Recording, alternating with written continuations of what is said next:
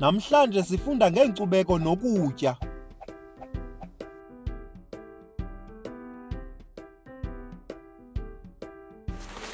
Lo nguSipho.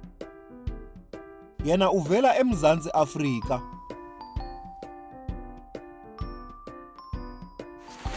Yena uthetha isiXhosa nesiZulu kwaye uthetha nesi-Afrikaans. Yena uthanda ukutya irayisi kodwa akawathandi amazambane. Yena uthanda inyama eyojiweyo kuba uvela eMzantsi Afrika.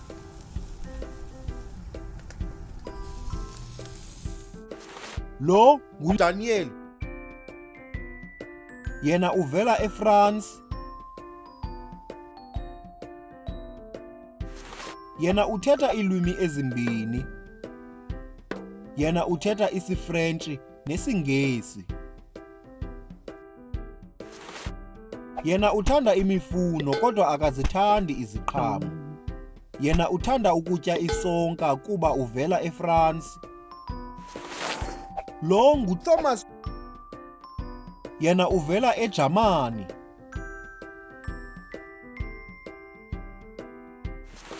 Yena uthetha ulwimi olunye. Yena uthetha isiJamani. Yena uthanda isoseji nesuphu. Yena akayithandi ipasta okanye ipitsa. Lo nguJoni. Yena uvela eNgilane.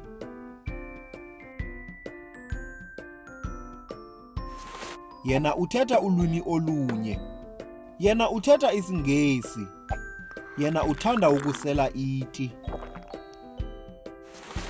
Lo nguAnthony.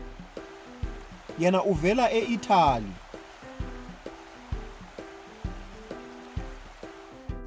Yena uthetha ulwimi olunye. Yena uthetha isiTaliyane.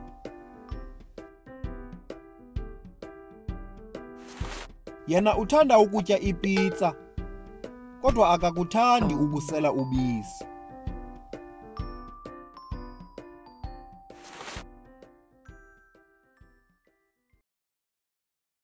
You can also visit our website to see what other language learning materials we have to offer. Also, visit our YouTube channel to see what we are up to.